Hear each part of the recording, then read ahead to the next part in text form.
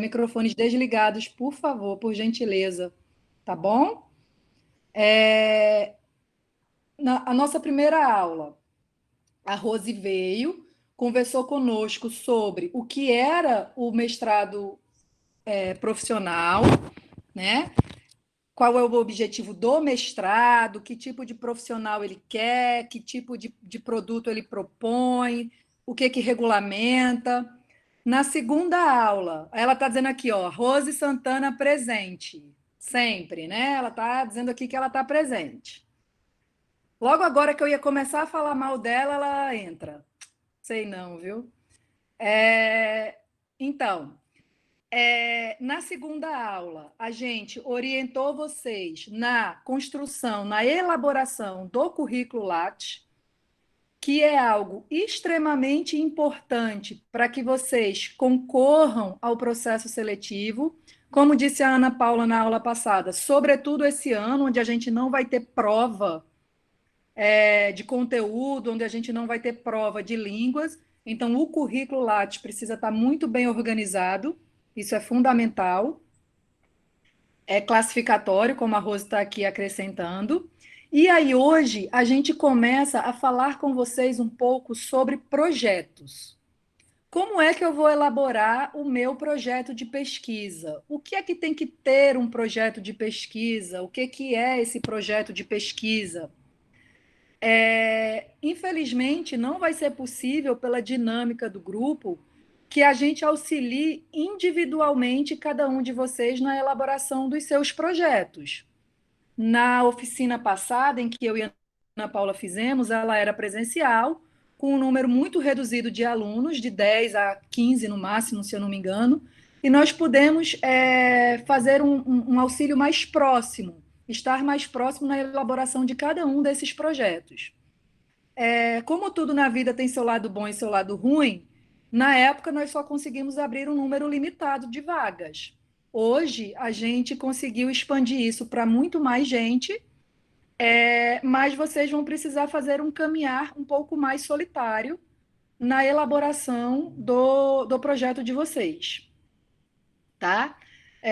Mas a gente se coloca de antemão à disposição para responder dúvidas que vocês tenham individualmente. Vocês podem mandar e-mail, fazer algum questionamento para a gente no particular, no privado, mandando por e-mail, a gente vai respondendo na medida que for possível. E hoje também, hoje vocês podem ir tirando dúvidas gerais no chat, como a gente sempre faz. A Ana, eu vou fazendo a aula e a Ana vai nos acompanhando e verificando essas perguntas.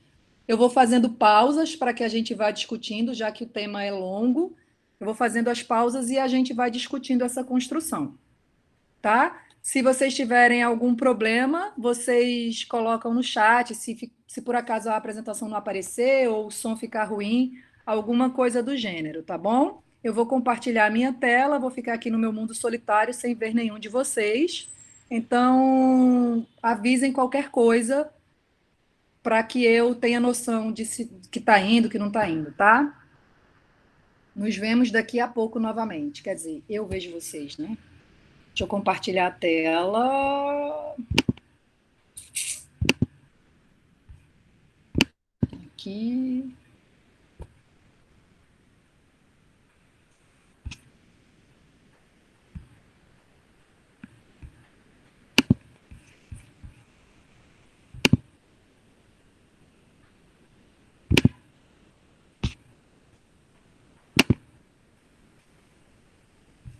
Gente, vocês estão vendo minha tela?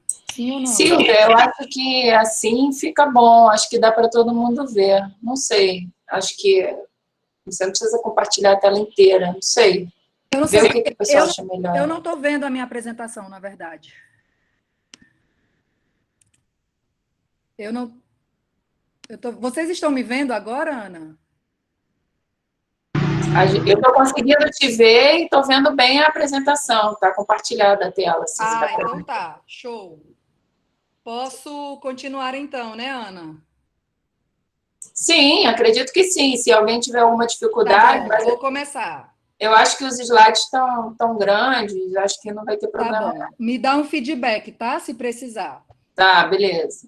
Bom, gente, então hoje somos eu e a Ana, efetivamente, quem estaremos à frente da aula.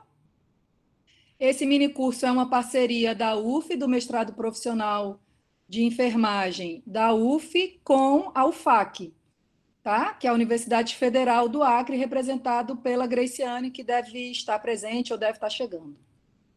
Ela sempre nos acompanha, que é a coordenadora do programa do Acre.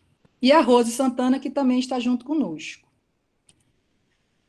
Hoje, a gente vai falar sobre a primeira parte da elaboração do projeto de pesquisa, tá? Nós vamos falar até a revisão de literatura. E a metodologia, especificamente, vai ser objeto da nossa próxima aula, tá? Então, para que vocês não fiquem ansiosos em relação à metodologia, ela vai ser dada na próxima aula. Hoje, a gente vai falar sobre a introdução e sobre a revisão de literatura, basicamente. Bom, vamos lá. Vocês vão ter, junto com vocês, um professor orientador no programa de mestrado. E como esse próprio nome já diz, esse cara simplesmente orienta vocês, mas ele não faz o trabalho por vocês. Então, é um caminhar muito exaustivo o caminhar do mestrado. E eu não digo isso para que vocês desistam dele, mas simplesmente para que vocês entendam de que é uma construção de vocês, né? É uma construção da pesquisa de vocês. A pesquisa é daquela pessoa que vai desenvolver. O orientador, ele vem nesse caminho para auxiliar você nesse desenvolvimento. E aí, a gente coloca o seguinte: não se pode ensinar tudo a alguém, pode-se apenas ajudá-lo a encontrar por si mesmo. É isso que esse professor vai fazer, tá? Então, é importante que vocês se debrucem sobre aquele material que vai trazer subsídios para que vocês abram a mente de vocês para aquilo que vocês querem estudar, para aquilo que vocês querem pesquisar, né? O conhecimento, ele não nasce do vazio, e sim das experiências que acumulamos em nossa vida cotidiana, por meio da vivência dos relacionamentos interpessoais, das leituras de livros, artigos diversos, e, nesse caso específico, muito daquilo que vocês têm como enfermeiros, da prática de vocês. A prática, ela é um cenário que permite um semear de conhecimentos, um brotar de conhecimentos, né? Então, vocês têm muita riqueza de conteúdo para trazer para o programa. O orientador vai ajudar vocês a lapidar esse conteúdo, pegar aquela pedra bruta que vocês trazem consigo e transformá-la numa joia. Vai ajudar vocês nesse processo.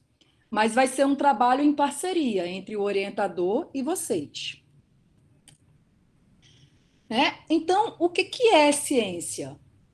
O que a gente vai fazer de diferente aqui, num programa de mestrado profissional, que a gente já não faz na nossa prática? Eu acho que uma coisa bem interessante da gente discutir, que está bastante em evidência nesse momento, é, por exemplo, o uso da hidroxicloroquina para o Covid-19. Ou a efetividade das vacinas para também prevenção desse Covid-19. Pois bem, eu não quero de forma nenhuma entrar aqui no mérito político, tá, gente? Pelo amor de Deus. Mas é para a gente pensar que, ora, a gente vê um estudo que diz que a hidroxicloroquina pode ter uma efetividade, né, uma ação efetiva sobre o Covid. Ora, esse estudo diz que não. Então, assim, na verdade, a gente precisa de muitos estudos para nos dizer se realmente essa droga é efetiva ou não. E esse estudo, ele não pode sair da cabeça de ninguém assim de qualquer forma. Ah, eu tomei e deu certo, e isso significa que se eu tomei e deu certo, é o que vale. Ah, eu tomei e não deu certo, isso significa que não vale. As coisas não são assim. Na ciência, a gente constrói um conhecimento, e esse conhecimento ele precisa ser construído a partir de métodos bem determinados que garantam confiabilidade, não é? Que garantam segurança àquilo que a gente vai utilizar como uma intervenção medicamentosa, uma vacina preventiva, uma intervenção de enfermagem, por exemplo. Então, a crioterapia para uma determinada condição, ela é efetiva ou ela não é efetiva? Ah, comigo deu certo, comigo não deu certo. Tá, então vamos estudar para ver se ela efetivamente funciona ou não. A gente sai daquilo que é empírico, daquilo que é a nossa experiência, daquilo que a gente imagina ser verdade, para aquilo que efetivamente a ciência diz que é verdade. Porque foi construído a partir. Foi um conhecimento construído a partir de um método bem delineado, tá? E as coisas vão avançando. Por exemplo, com a vacina. A vacina para a Covid ela está na terceira fase. Então, as duas primeiras fases já disseram que ela é efetiva. Agora a gente que ela é segura. Agora a gente está avaliando, será que essa vacina vai realmente provocar uma imunidade nessas pessoas? Então, a gente tem um estudo, um tipo de estudo para responder a esta questão. Então, assim, a ciência ela vem para nos ajudar na construção desse conhecimento. É um processo em construção. E nunca vai ser considerado como algo pronto, acabado ou definitivo. Por quê? Porque as coisas evoluem, porque novas drogas surgem, novas intervenções de enfermagem podem surgir, novas maneiras de se trabalhar podem surgir, e a ciência está sempre aí para dar respostas para novas questões que surgem todos os dias na prática. Então, a ciência ela não é a posse de verdades imutáveis, né? Uma vez dito isso, vai ser aquilo. É passível de revisão e tem horror às acomodações e não reconhece fronteiras. É comum que aquilo que no passado pode acontecer, de que uma coisa que no passado já foi efetiva, hoje a gente não considera mais aquilo como algo eficiente hoje, né? Então, uma droga que foi usada, por exemplo, no início da AIDS, a única droga que a gente tinha era o AZT. Hoje o AZT já não é mais utilizado, porque outras drogas foram surgindo. Então a ciência vai se aprimorando e o conhecimento vai sendo constantemente construído. Portanto, ele é algo dinâmico, que precisa de renovação, que vai se renovando e se reavaliando continuamente. Aquela intervenção de enfermagem que nós fazíamos, ela é realmente eficiente? Será que não tem uma outra que a gente possa utilizar? Naquela época, naquelas condições, ela foi eficiente, mas outras coisas evoluíram, outras coisas surgiram, né? Então, o tempo inteiro nós vamos nos questionando e, sobretudo, questionando a nossa prática. E eu acho que é isso que o profissional de enfermagem que busca um mestrado profissional precisa fazer, é esse link entre ciência e a sua prática. O que que dentro da minha prática eu posso melhorar, eu posso aprimorar a partir da construção de um conhecimento? Como eu posso tornar essa prática mais científica, porque a gente sabe que a enfermagem é uma ciência recente, nova, perto de outras ciências que estão sedimentadas há muito tempo, e, portanto, é uma ciência que precisa de muito conhecimento em construção. Né? A gente precisa o tempo inteiro buscar construir o nosso corpo de conhecimentos para a nossa ciência de enfermagem. Então, as pessoas que estão na prática têm uma riqueza desse dia a dia, mas a gente precisa sair daquela prática mecânica que a gente sabe que acontece no nosso dia a dia, né? Pelo nosso cotidiano, e começar a olhar para essa prática e falar: por que é que eu estou fazendo isso? Será que isso realmente é efetivo? Será que eu não teria uma forma melhor de fazer isso ou não? Enfim, Isso é algo que a gente precisa unir, esses dois mundos, tá? E para isso, para que eu produza esse conhecimento, para que eu saia do empirismo, ou seja, do achismo, eu acho que essa terapia com esse aparelho é bom. Não, eu acho que é esse. Para que eu saia desse achismo e eu construa um conhecimento científico fundamentado, eu preciso desenvolver uma pesquisa, né? Então, a pesquisa ela vai ser um conjunto de atividades orientadas para a busca de um determinado conhecimento. Eu sei que eu quero saber algo, eu quero descobrir algo, e eu preciso traçar um caminho para chegar a descobrir se isso aqui é ou não é, ou o que é que caracteriza isso, por exemplo. Então, eu preciso buscar resposta às minhas indagações, tá? E essas respostas, elas só vão vir se eu conseguir traçar um caminho metodologicamente correto que me permita chegar até essas respostas. Então, eu começo com uma ideia, essa ideia me gera uma pergunta, essa pergunta me gera uma pesquisa, essa pesquisa ela me gera resultados e conclusões, e, para nossa surpresa, esses resultados e conclusões nos geram novas dúvidas. Né? Não pensem vocês que ao final de uma pesquisa de doutorado ou uma pesquisa de mestrado, o conhecimento está posto. Por diversas vezes, a gente olha para os resultados e fala, precisamos de mais umas 15 pesquisas aqui para dar conta, porque surgiu isso, surgiu isso, surgiu isso, surgiu isso. E o conhecimento, ele é assim, ele é dinâmico. As coisas não estão terminadas e acabadas quando você recebe o 10 final na sua banca de qualificação, de defesa. Você precisa, a partir dali, que novas pesquisas sejam desmembradas, tenham continuidade.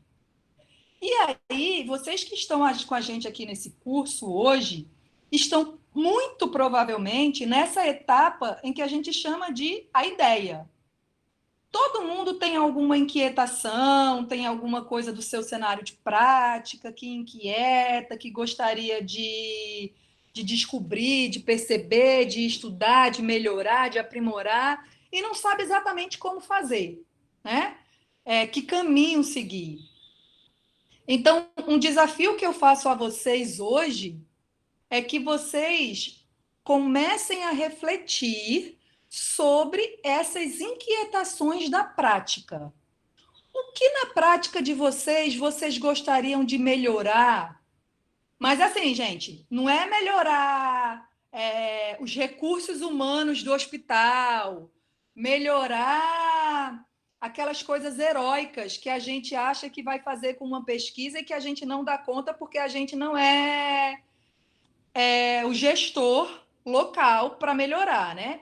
Comecem pensando das pequenas coisas do dia a dia de vocês. Então, por exemplo, eu tenho pacientes que têm pouca adesão a algum tratamento. Esse meu paciente não tem adesão. O que eu posso fazer?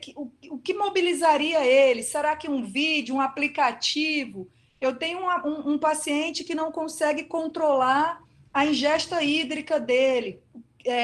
Será que eu posso criar um trabalho de telesaúde, por exemplo, fazendo um monitoramento diário? Pode melhorar esse cara? Ou eu trabalho na gestão e a gente tem um consumo exacerbado de material.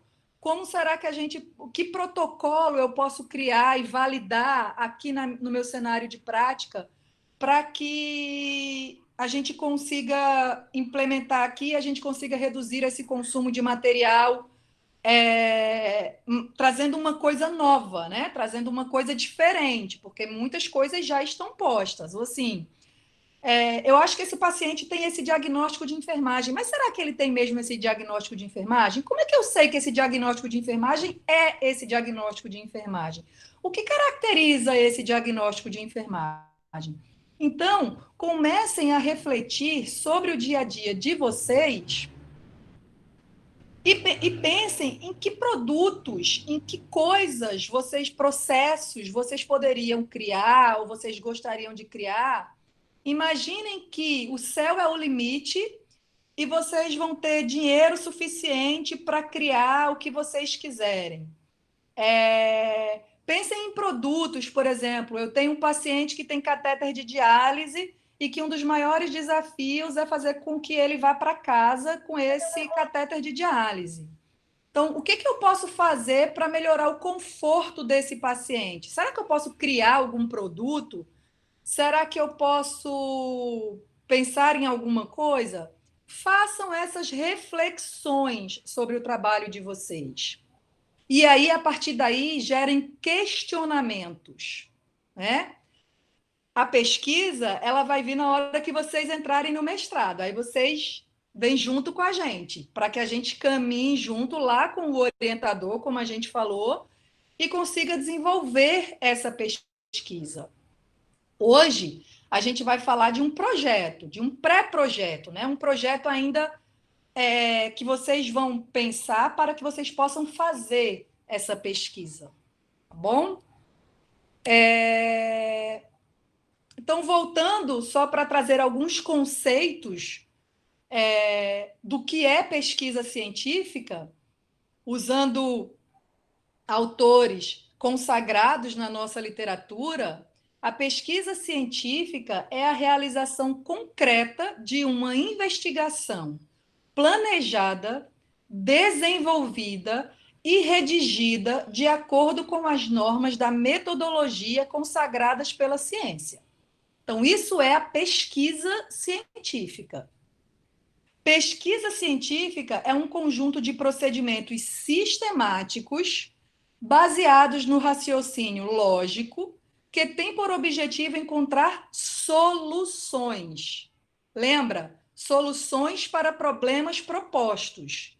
Eu falei para vocês, pensem em problemas, pensem em aspectos do dia a dia de vocês que mobilizam vocês, que geram inquietação em vocês, que vocês gostariam de solucionar.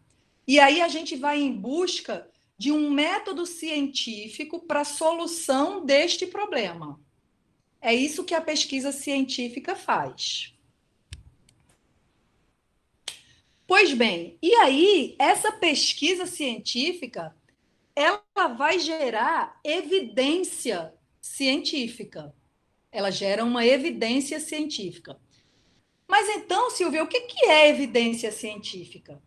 Evidência científica é o que faz com que é o que diz que o resultado daquela pesquisa ele tem uma capacidade de abrangência grande, ele pode ser aplicado a diversos pacientes. Quanto mais robusto é um estudo, maior a minha capacidade de generalização dessa evidência científica. Por exemplo, o ensaio clínico randomizado que está sendo realizado nesse momento para a pesquisa da vacina de Covid.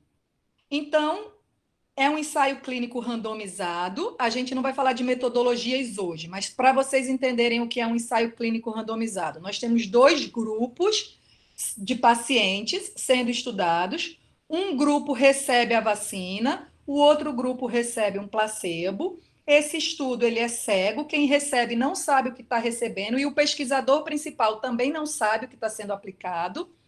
E aí a gente vai avaliar se essa vacina ela é capaz de quê? Se ela é capaz de criar imunidade nesse paciente. Ou seja, se nós somos capazes de gerar anticorpos contra o vírus. Esse é o objetivo da vacina, que ela gere, que ela nos faça gerar anticorpos, ela nos expõe ao vírus, né, ao RNA do vírus, e a gente vai ser capaz de gerar anticorpo para combatê-la. Então, esse é o objetivo. Para que eu diga que existe evidência de que essa vacina ela é efetiva, eu preciso de um amplo estudo que está sendo desenvolvido em várias partes do mundo, porque a gente sabe, por exemplo, que as condições étnicas de cada povo pode interferir na sua resposta imunológica. Então, ele é abrangente o suficiente para que, suponhamos, ao final eu possa dizer que sim, essa evidência clínica, essa vacina, ela é efetiva. Então, sendo feito a partir de um ensaio clínico, por exemplo, essa evidência ela é mais forte do que, por exemplo, se nós fizéssemos uma série de casos. Nós aplicássemos a vacina a 30 pacientes, mais ou menos, e avaliássemos a resposta deles.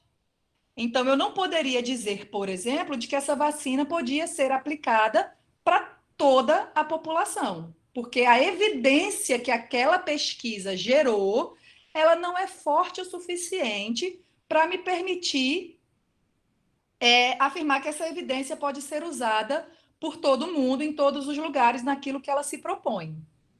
Então, vejam, não é que um estudo seja mais importante do que outro. Todos os estudos são importantes e eles se complementam, mas a evidência gerada a partir das revisões sistemáticas, ela é mais forte do que a evidência com ensaio clínico, que é mais forte que o estudo de coorte, mais forte que o caso controle, mais forte que o relato de caso e, por fim, a evidência menos aceita cientificamente a opinião dos especialistas.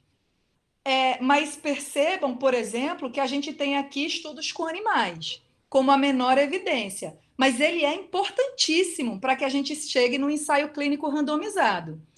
Então, apesar do nível de evidência científica variar, todos os tipos de estudos são fundamentais para a construção desse conhecimento. Um conhecimento de uma área, ela não é construída simplesmente com um único tipo de pesquisa, tá? Isso fique claro para vocês.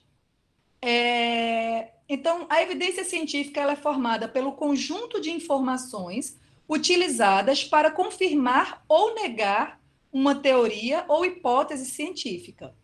Ela existirá somente por meio de pesquisas científicas.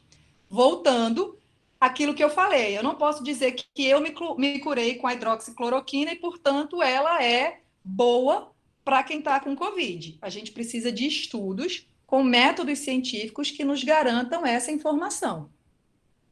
A evidência científica, as evidências científicas, elas são obtidas por meio de resultados de pesquisas objetivas e científicas, reforçando mais uma vez, realizadas por meio de procedimentos que incorporam critérios de validade, considerando-se todas as possíveis fontes de erros.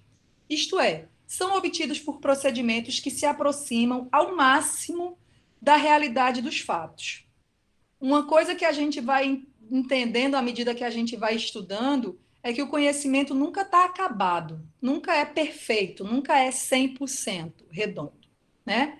É o mais próximo possível da realidade, mas nunca vai ser exatamente aquela realidade. Para que haja uma evidência científica, é necessário que exista uma pesquisa realizada dentro de alguns preceitos científicos. É importante obedecer a alguns critérios. Viabilidade, tá? É viável? Isso que eu quero fazer é viável? Bom, eu estou querendo construir. Eu vou viajar aqui agora, tá? Vocês estão lá na prática de vocês. E eu falo muito da nefrologia, tá, gente? Porque é a minha zona de conforto. É a minha prática. Então, para eu falar da prática, eu preciso falar da minha prática, que é a nefro. Então, eu estou lá com aquele paciente em hemodiálise e eu fico imaginando, bom, seria ótimo ter um rim artificial que eu pudesse colocar nesse paciente. Bom, seria ótimo, mas ele é viável nesse momento para uma pesquisa de mestrado, para aquilo que eu pretendo fazer? Não, não é viável. Talvez seja mais viável pensar em algum produto que possa auxiliar esse paciente a tomar banho com um catéter. Acho que isso é algo que eu posso tentar fazer. Então, esses questionamentos sobre aquilo que vocês querem fazer é importante. A adequação, a intervenção é apropriada? Isso que eu estou propondo fazer é apropriado? Bom, eu posso propor para o paciente tirar o catéter antes de tomar banho. Isso não é apropriado, né, gente? Um catéter de hemodiálise direto na corrente sanguínea não é apropriado, ele não pode tirar. Ele não pode nem mexer, que dirá tirar. Então, bom, essa intervenção ela não é apropriada. Significância. É pertinente à população, à comunidade pesquisada?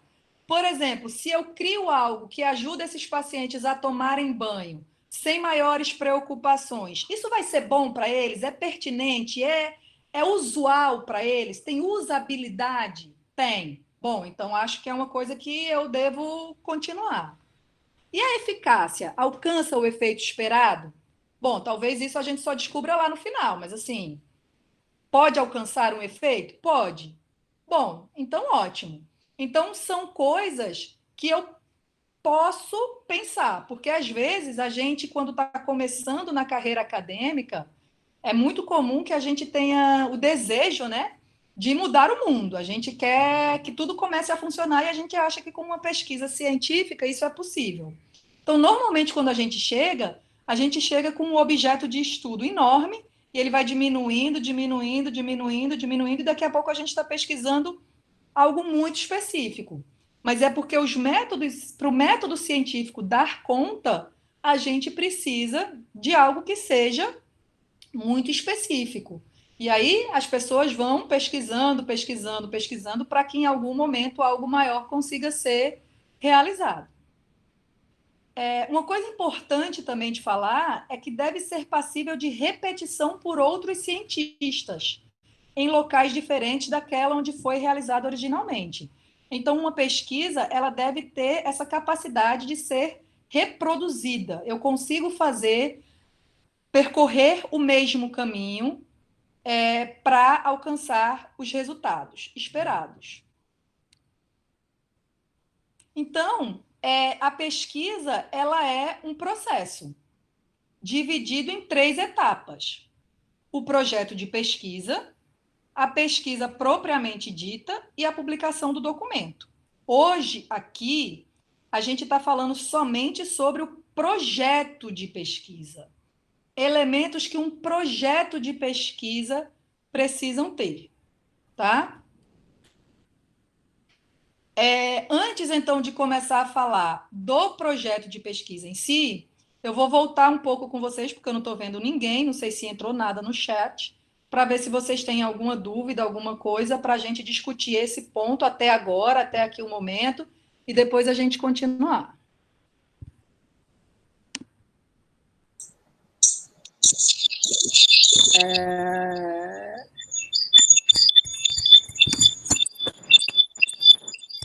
Voltei, estou vendo a carinha de vocês. Deixa eu tomar uma água, que a gente só fala.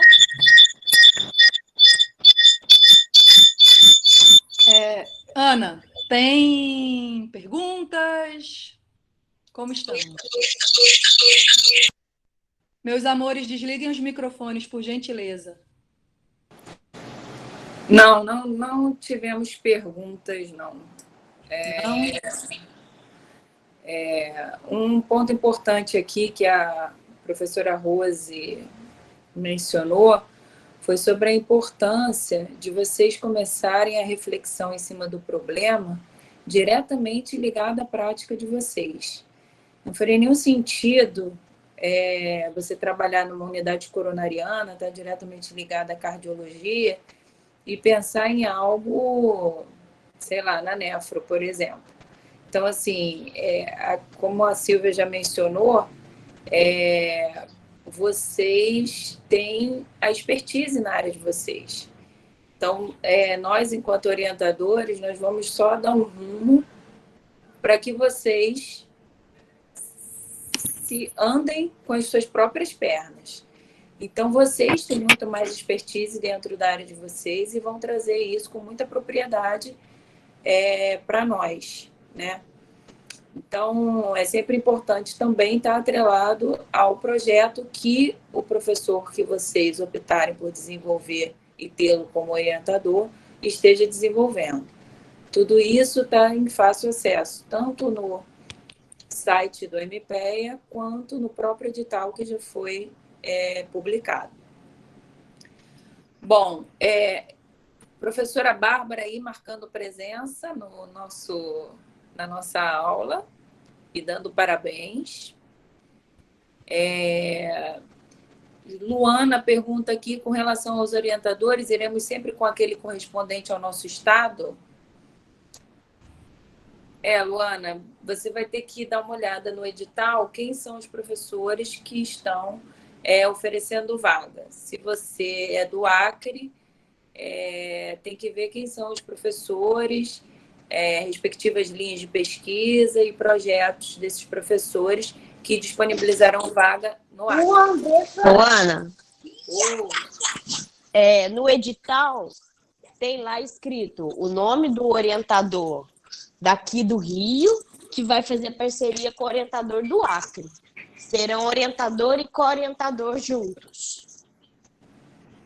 Sim, mas você vai pegar o correspondente ao estado, mas vai ter sempre uma parceria, né? Sempre vai ter os dois juntos, no caso do Acre. Isso aí. Vamos lá. Bom, então, posso voltar? Não, calma aí, tem mais pergunta. Mas não pergunta. Ainda bem que dá tempo de eu beber mais água. Mas não pergunta sobre o que você falou. Ou entenderam tudo ou não entenderam nada, Silvia. Vamos lá. Será necessário carta de recomendação do orientador? Nesse edital, Rose, não vai ser preciso, não é verdade? Então, como tem ampla concorrência, porque nós temos as vagas, né? No Acre, nós temos todo o edital não é uma bolsa, é o custeio, né, do projeto pela CAPES-COFEN. Então, esse edital é de ampla concorrência. Então, não terá carta de recomendação. Porém, o projeto tem que ser alinhado ao orientador. E também aqui na sede a mesma coisa. Não tem a carta de recomendação, mas é de bom tom que o projeto se alinhe ao projeto da proposição do orientador. Ele escreve na ficha de inscrição, que é o anexo 1, ele marca quem é o orientador que ele gostaria qual orientador ele se candidata, né? Ele marca um X no orientador. Outra pergunta é, quando fazemos o projeto, encaminhamos ao e-mail de cada orientador, o ideal é que você faça um contato com esse orientador, né? Dizendo do seu desejo, e acredito que é bem possível que vocês acordem entre vocês do envio desse projeto para ele fazer uma leitura preliminar. Acredito que não haja nenhum problema, acho que nenhum professor vai se opor, mas é bom fazer um contato antes de mandar, né? No entanto, não é obrigatório, porque você Sim. pode entrar no Lattes e ver toda a linha de pesquisa. É bom sempre estudar o Lattes do orientador, ver os artigos anteriores, para ver se adequa. Agora, por exemplo, a gente teve um caso de um professor que ele já recebeu 10 propostas. Então, ele não vai conseguir responder com propriedade todos os projetos, entendem? Então, a gente precisa ter paciência também com isso. Ele não vai analisar o seu projeto e construir. É uma proposta, né, o anteprojeto. O que avalia no anteprojeto está lá no anexo. Acho que isso que é importante vocês olharem, o anexo de avaliação. Se vocês atendem aqueles itens que estão, adequação profissional, se tem todos os passos que precisam, se é aplicável, se tem viabilidade. Isso que é importante. E não ultrapassar o número de páginas, hein? Tá lá, são 10 páginas com tudo. Então, assim, tem gente que manda, sabia? Com 20, então é importante isso. Outra pergunta gostaria de saber se é possível realizar essa pesquisa em temas atuais. Eu não entendi muito bem a pergunta, mas posso adiantar que é ótimo que sejam temas atuais.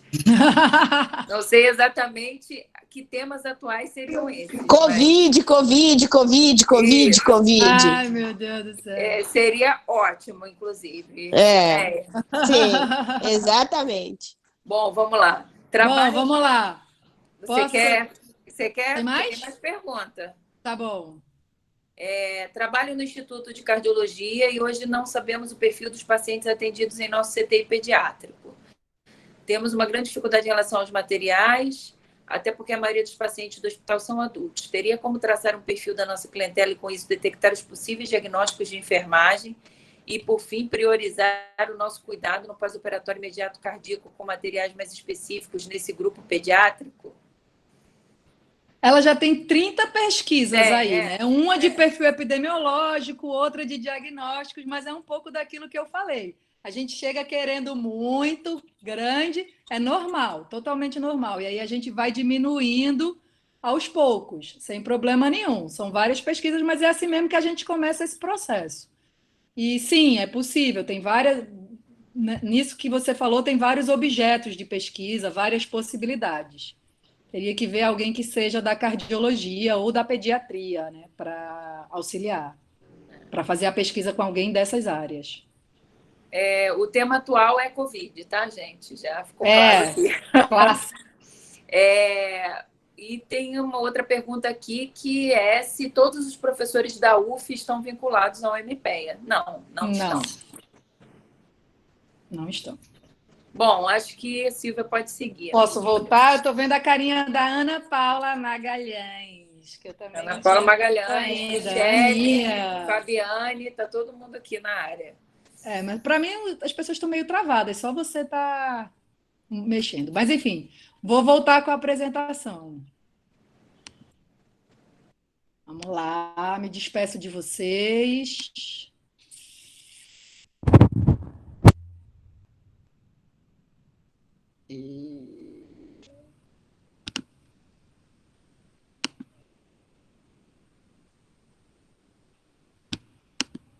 Ana, tá tudo certo? Tudo dominado, tudo dominado. Tá bom, então vamos lá. Então, meu povo, nós vamos falar da primeira etapa, né, de uma pesquisa, que é o projeto de pesquisa. É para isso que vocês estão aqui hoje. Ou seja, a gente falou 45 minutos, quase 50 minutos, para começar efetivamente a falar do projeto de pesquisa. Então, vamos lá. O que é esse projeto de pesquisa? Esse projeto, ele é um esquema que mostra como os dados serão coletados, mensurados e analisados. Ou seja, vamos pensar, eu parti de uma inquietação da minha prática, eu percebi que tem alguma coisa na minha prática que precisa melhorar, que eu preciso trabalhar em cima dela, eu vou usar de um método científico para tentar chegar numa solução. E para isso, eu preciso saber que método é esse que eu vou utilizar, como que se constrói esse projeto. Eu preciso saber, por exemplo, o que é que já tem na literatura falando sobre aquilo. Porque, às vezes, não raro, pessoal, não raro, a gente acha que a gente tem uma inquietação que é muito nossa, mas a gente não foi até a literatura, até os artigos científicos para ver o que é que a comunidade científica tem pesquisado. E aí, quando a gente começa essa busca de literatura, a gente fala, me frustrei um pouco. Por quê? Porque alguém já estudou isso que eu queria estudar. Aí você faz o quê? Fica triste? Vai para casa? Desiste da sua pesquisa? Não.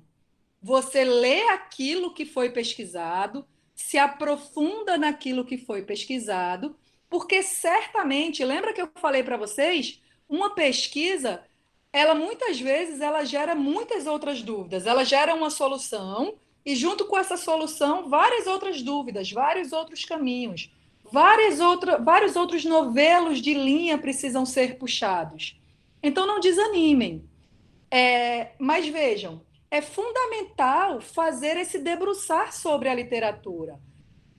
Porque senão você vai inventar a roda. né? Senão você pode inventar a roda. Você vai e faz uma coisa maravilhosa, quando vê já está lá, já está posto. Aí você perdeu o seu tempo.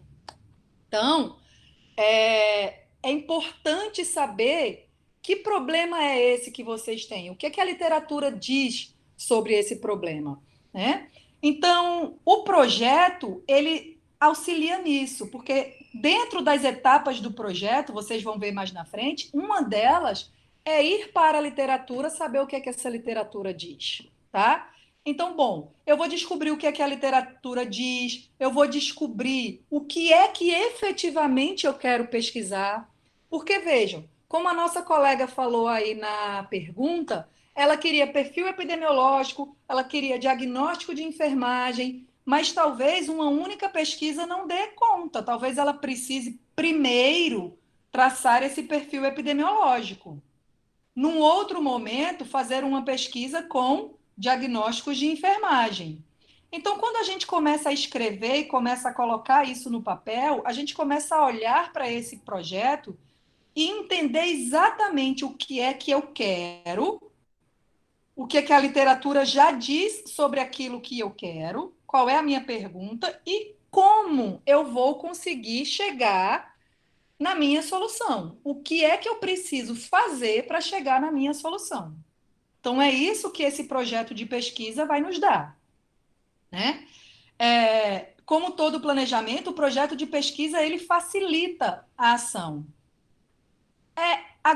A muito grosso modo falando, gente, é como se eu entro num carro, ponho lá no Google Maps o lugar para onde eu vou. Eu quero chegar em Visconde de Mauá. Eu não faço ideia de onde seja Visconde de Mauá, na estradinha do quilômetro 23.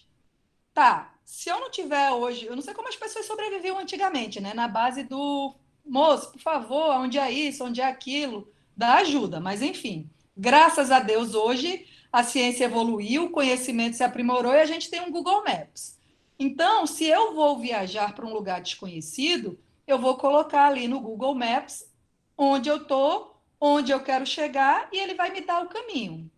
Então, pensem que esse projeto de pesquisa, ele é o Google Maps de vocês. Ele é a base que vai dizer para aonde você quer chegar. É importante que, nesse momento, vocês não se aflijam, porque vocês estão iniciando um processo acadêmico que é devagar e que requer um conhecimento que vocês ainda não têm. Quer dizer, ninguém nunca tem na sua completude, nunca, nunca. A gente está sempre aprendendo. Mas, assim, não se preocupem com possíveis falhas que esse projeto de vocês tenham agora, nesse momento de inscrição para o mestrado profissional. É muito comum que a gente entre com um projeto e, no meio do caminho, mude esse projeto, ou, ou refine, ou aprimore. Isso faz parte da construção desse conhecimento. Vocês precisam, nesse momento, ter noções dos elementos básicos para que vocês formulem esse projeto. Mas certamente ele vai ser aprimorado no decorrer do percurso, tá? E aí, uma coisa muito importante que normalmente a gente deixa para falar lá no final, mas é importante ser falado antes, é no cronograma de atividades, porque quando você traça um planejamento, você precisa pensar nesse cronograma. Quando eu coloco lá no Google Maps, eu olho que horas são, que horas eu vou chegar e em quanto tempo essa minha corrida vai levar, né? Então, quando eu olho para esse cronograma, eu preciso saber exatamente em que etapa desse projeto eu estou, dessa pesquisa, e aonde, em que período eu estou. Por quê? Para que eu não me atrase, para que eu não me perca nesse caminho, para que eu não pegue o caminho errado. Então, o cronograma, ele é fundamental. E esse cronograma, ele não é um cronograma só do projeto, mas ele é um cronograma das 3 etapas: do projeto, do desenvolvimento da pesquisa, ou seja, na hora em que eu coloco a metodologia para trabalhar, e da divulgação desses resultados, tá? Então, esse cronograma abrange essas 3 etapas aqui: o projeto de pesquisa, a pesquisa propriamente dita e a publicação do documento. Um exemplo que a gente tem de cronograma é esse aqui que eu apresento para vocês. Aí eu fui lá no edital do MPEA e olhei o que é que o edital do MPEA diz. Gente, nunca deixem de ler com profundidade o edital de vocês para o concurso que vocês estão aplicando, sempre. Ele diz o seguinte: cronograma, especificação esquemática das atividades a serem desenvolvidas ao longo dos 24 meses. Então, vejam, a gente já está supondo aqui que você passou.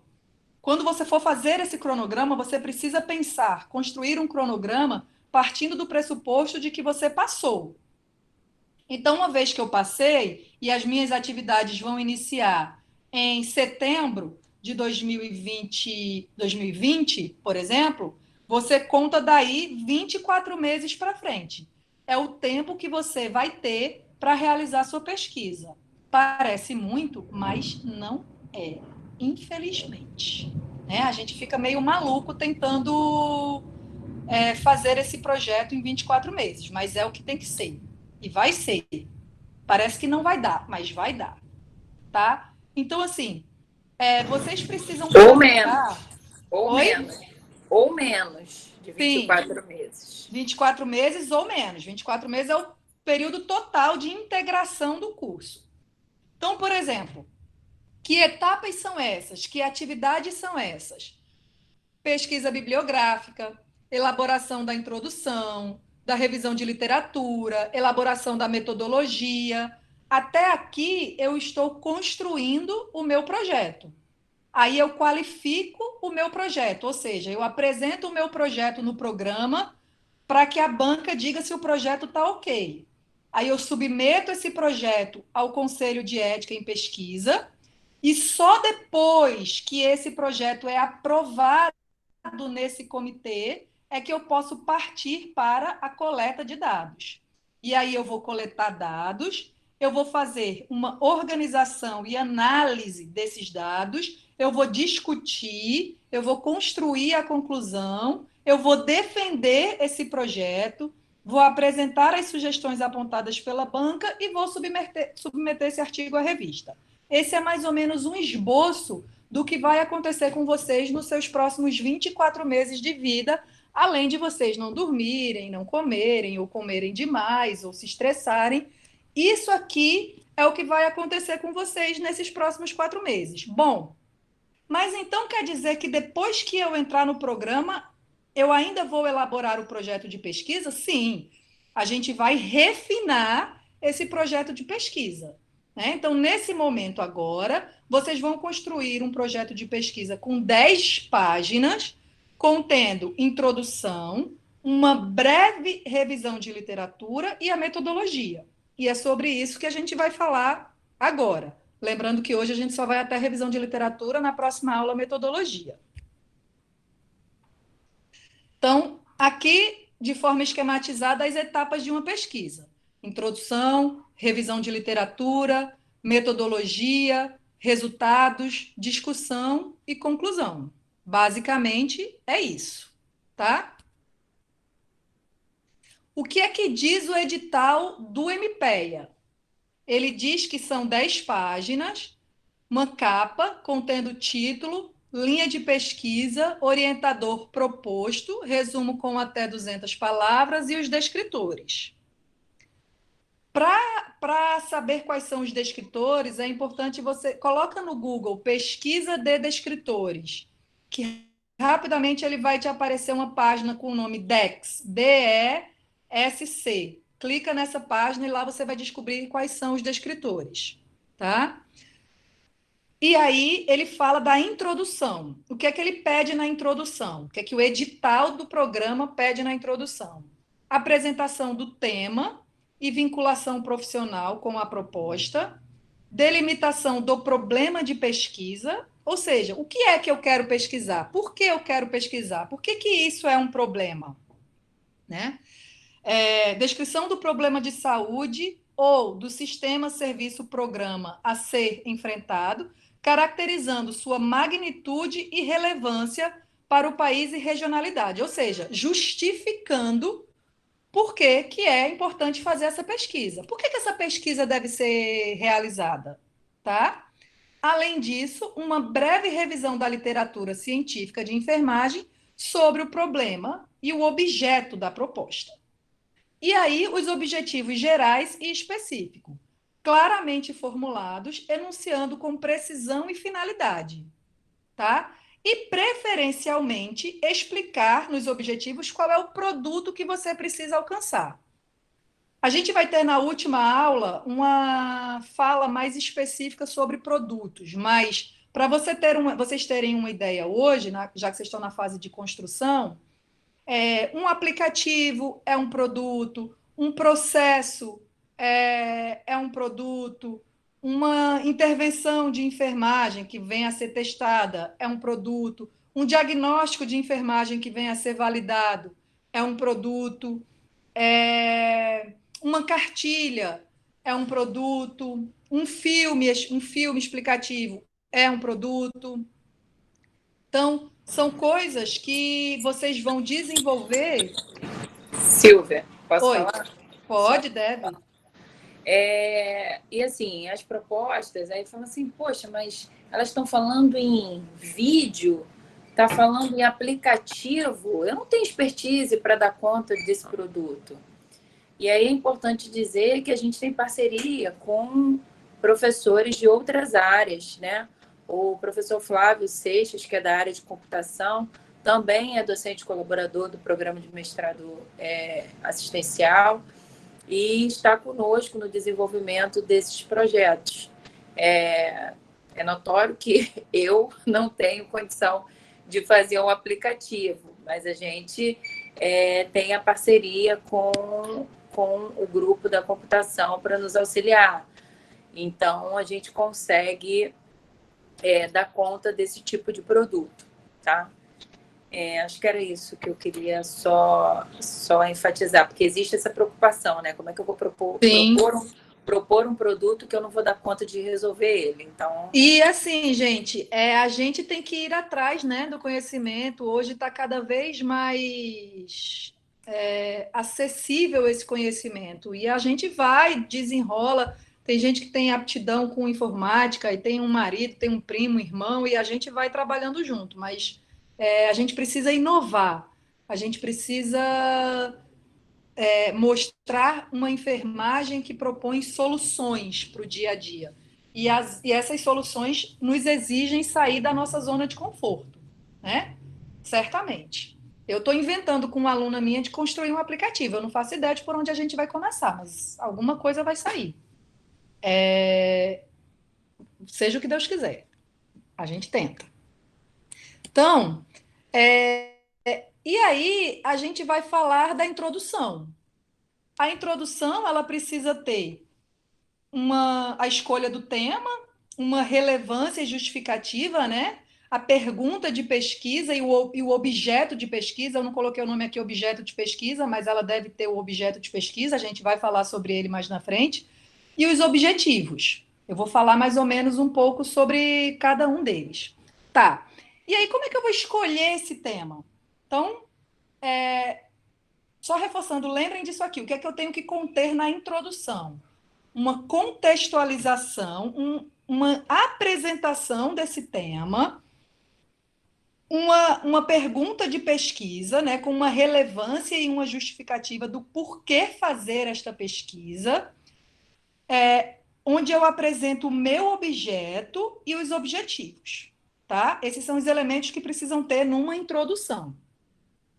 E aí, como é que eu escolho esse tema? Esse tema vem da minha cabeça? Eu falei para vocês que eu trabalho a vida inteira com nefrologia. Aí eu agora resolvi que eu vou pesquisar sobre cardiologia.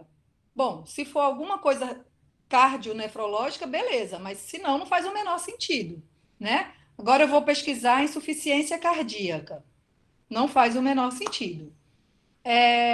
Aliás, isso é uma coisa interessante que eu tenho para contar para vocês. Quando eu fui entrar no mestrado, no mestrado profissional que eu fiz, né? Eu sou egressa desse mestrado profissional. Eu tinha uma experiência de nefrologia a vida inteira. Quando eu cheguei para trabalhar na terapia no Hospital Antônio Pedro, eu fui colocada na terapia intensiva, então eu fui um pouco deslocada do meu cenário da minha zona de conforto. E aí, quando eu fui fazer o mestrado profissional, eu não sei por quê, eu juro para vocês que até hoje eu não entendi que absurdo foi aquele, que eu ia fazer a minha pesquisa na unidade coronariana. E aí o projeto não andava, eu já estava ali com uns 8 meses de projeto e ele não andava. E era óbvio que ele não andava e ele nunca ia andar. Eu estava fora da minha zona de conforto, eu estava fora daquilo que eu gosto de fazer. Não é nem sair da zona de conforto, mas é algo que te dê tesão, que te dê vontade de fazer. Então eu estava num cenário que não era um cenário que me apaixonava.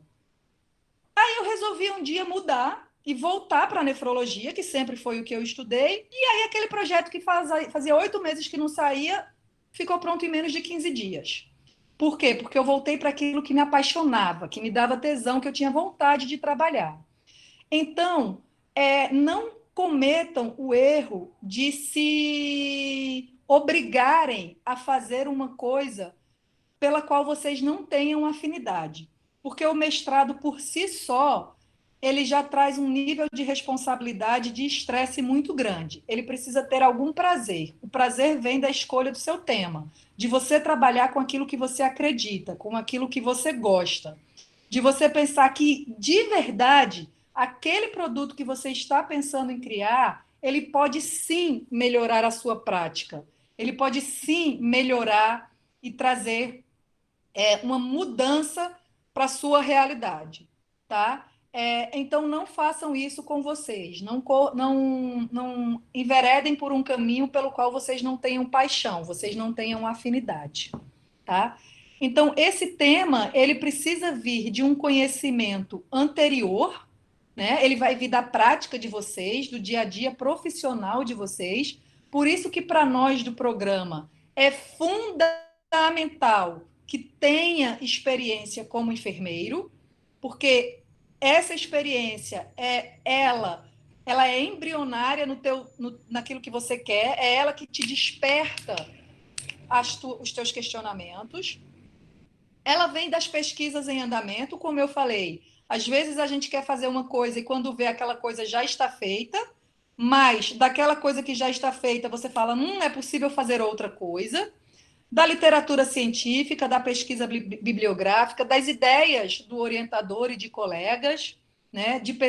Das ideias pessoais e originais, das necessidades de mercado, né? Isso é importantíssimo. A gente tem que pensar hoje numa enfermagem que precisa sim atender um mercado. A nossa enfermagem ela precisa dar conta do SUS e dar conta também de uma rede privada. A gente forma profissionais para o SUS, mas a gente também forma profissionais para a rede privada. E esse mercado ele está na rede privada, mas ele também está no SUS, porque a gente tem produtos sendo oferecidos para o SUS, tratamentos, enfim.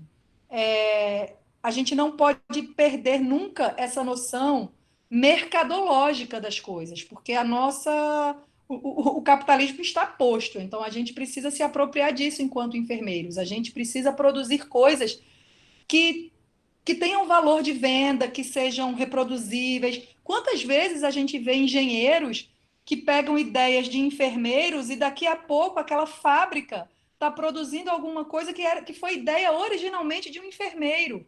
Então, a gente precisa começar a pensar que a gente tem, sim, capacidade de produzir e de transformar a nossa prática, porque quem sabe da necessidade somos nós, né? Quem tem o conhecimento, ao invés do engenheiro vir descobrir a nossa necessidade, pegar a nossa necessidade e transformar num produto que a engenharia produziu, vamos nós pegarmos a nossa necessidade, vamos lá no engenheiro, pegar o conhecimento dele e trazer para a gente.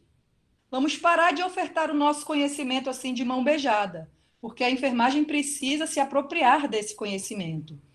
E nós temos uma capacidade de fazer isso muito grande, tá? Então é daí que vem a escolha do nosso tema. Eu tenho certeza que na cabecinha de vocês, enquanto vocês me escutam, tá fervilhando, tá igual a esse carinha aqui, com vários questionamentos surgindo, porque tem muitos temas surgindo, muitas possibilidades surgindo. E é assim mesmo, tá? É assim mesmo. De todas essas interrogações que vocês estão vendo nessa cabecinha, vai sobrar uma. Uma delas vai virar o objeto de pesquisa de vocês. Vai ser depurado, decantado e vai sobrar uma interrogação, para que a gente dê continuidade a ela com o processo de pesquisa, com a pesquisa. Então, implicações na escolha do tema. Nós temos os fatores internos, afetividade em relação a um tema, ou alto grau de interesse pessoal, o tempo disponível para a realização do trabalho de pesquisa. Isso é uma coisa importantíssima, porque às vezes a gente se propõe a fazer algo gigantesco, lindo, maravilhoso, mas que precisa de recurso financeiro e de tempo. Porque o recurso financeiro também é uma coisa que vocês precisam pensar. O quanto custa essa pesquisa, né? A gente tem um custo, seja do custo mais básico de tinta de impressora a um custo mais alto. A gente vai ter bolsa para a elaboração dessas pesquisas? Né? Existe algum recurso para desenvolvimento desses produtos? Tudo isso precisa ser pensado. O limite das capacidades do pesquisador em relação ao tema pretendido. Então, por exemplo, se eu quiser pesquisar alguma coisa sobre gestão de qualidade, eu preciso pedir a Ana Paula para vir junto comigo. Por exemplo, alguma coisa de gestão de qualidade na nefrologia. Eu domino a nefrologia, eu não sei absolutamente nada de gestão de qualidade, eu vou pedir a Ana Paula para vir junto comigo. Ana, eu não sei disso, me ajuda. Então, a gente precisa reconhecer as nossas limitações para que a gente desenvolva melhor esse tema, né? Os fatores externos na implicação da escolha do tema. A significação do tema escolhido. Ele é uma novidade, né? A oportunidade de fazê-lo, os valores acadêmicos e sociais, ele é exequível. Eu tenho material de consulta e dados necessários. Todos esses aspectos precisam ser avaliados quando a gente vai fazer uma pesquisa, tá? Vejam que são muitas as variáveis que a gente precisa pensar. E isso é que eu digo para vocês que vocês vão entrar com um projeto agora, esse projeto de 10 laudas, mas que aos poucos, durante o programa, a gente vai refinando ele, porque a gente vai vendo o que é possível fazer, o que não é possível fazer.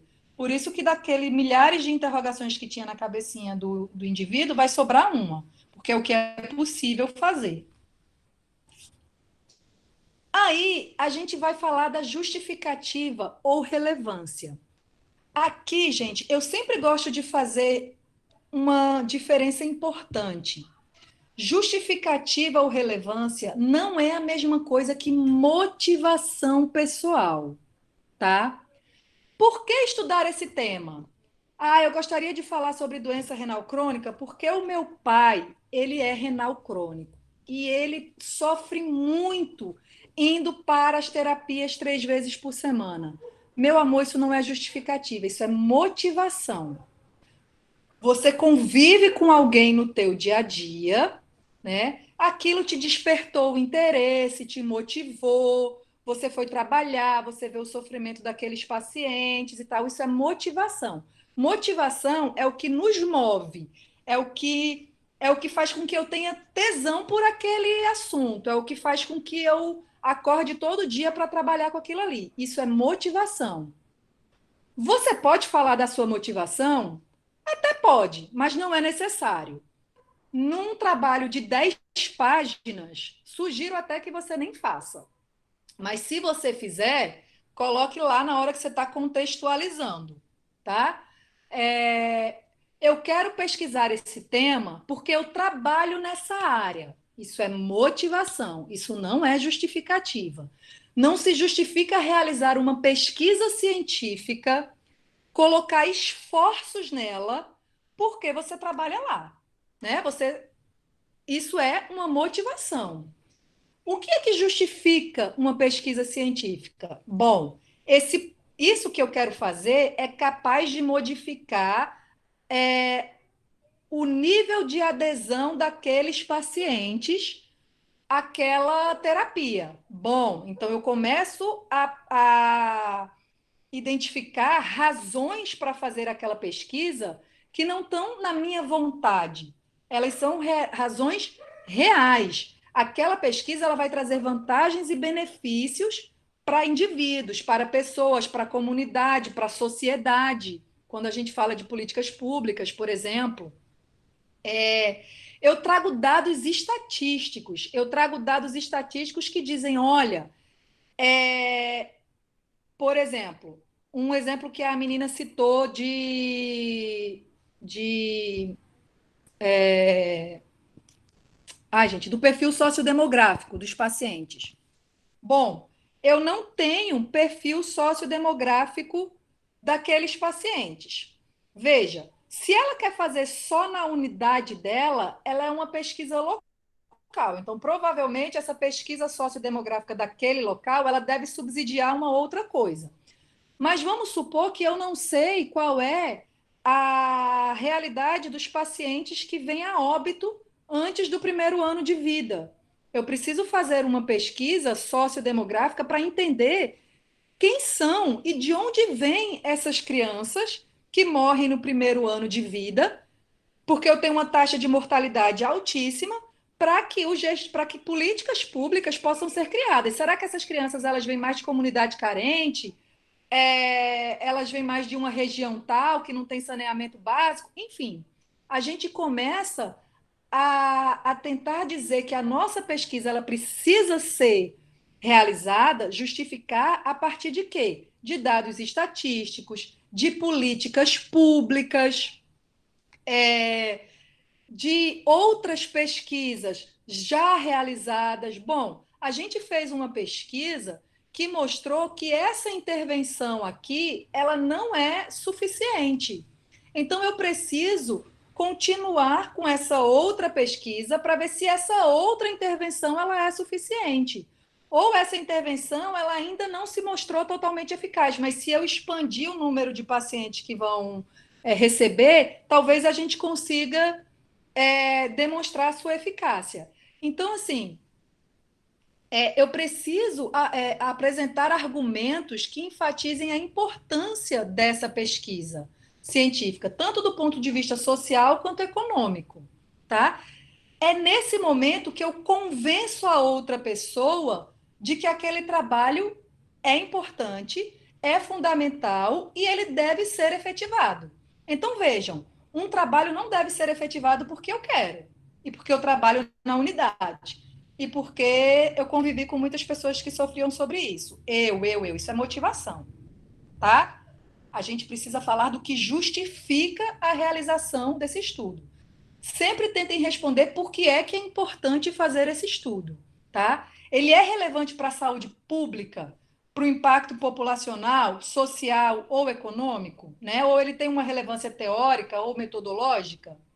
Pensem sobre estes aspectos para vender o peixe de vocês, para dizer essa pesquisa tem que ser feita, tá?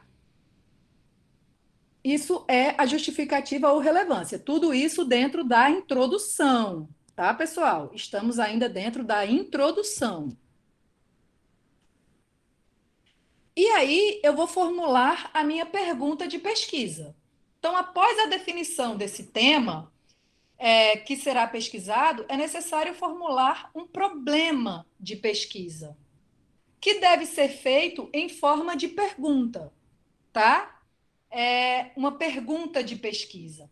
Deve ser claro e preciso, né? Empírico, passível de solução e delimitado a uma solução viável. A gente vai dar no final exemplos de perguntas de pesquisa, vocês vão entender um pouco melhor.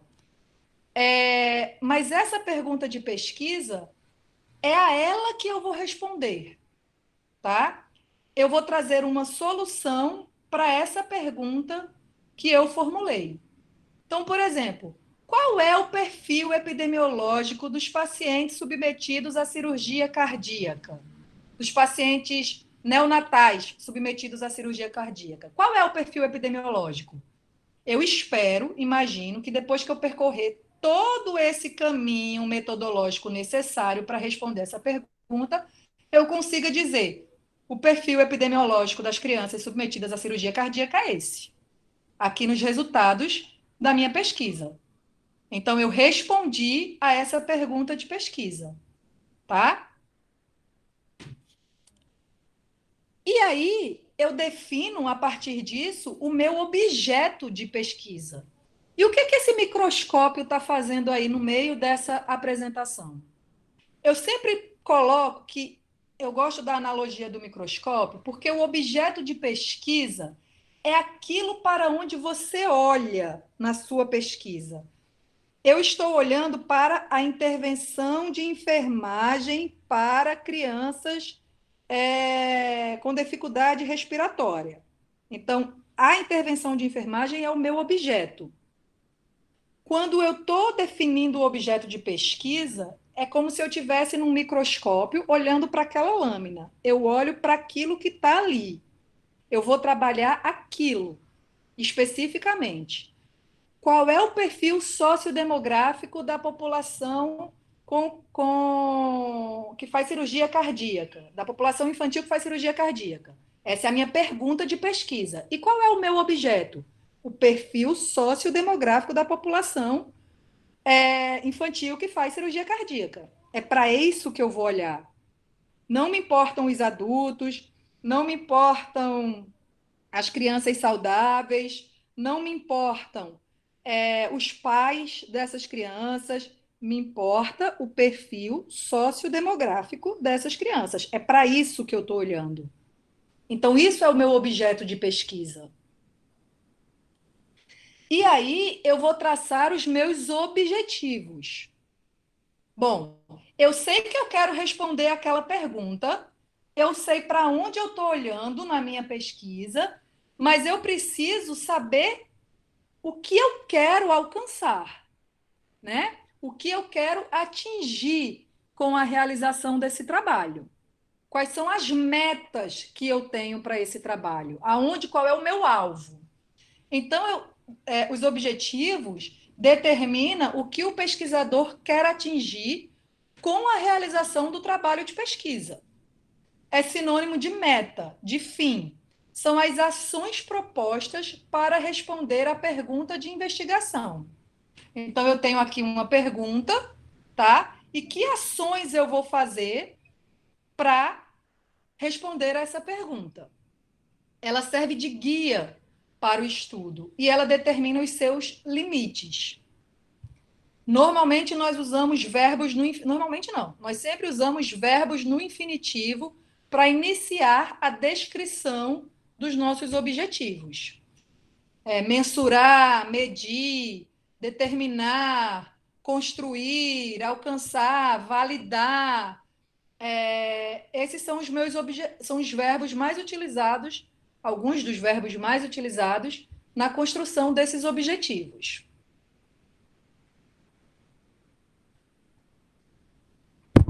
E aí, a gente vai falar, depois que eu elaborei esses objetivos, eu vou fazer uma revisão de literatura, uma breve revisão da literatura. Mas, Silvia, então, o que é essa revisão de literatura? Essa revisão da literatura é eu ir até os livros, até os artigos científicos, para saber o que tem sido construído de conhecimento nos últimos anos. Vejam, é importante que vocês utilizem fontes recentes, de preferência dos últimos 5 anos, porque a construção do conhecimento ela é dinâmica e a todo momento novas literaturas estão sendo postas. Eu sempre uso o exemplo de que a gente tem livros antigos que falavam de HIV que proibiam o aperto de mão. você não devia apertar a mão de uma pessoa que tem HIV.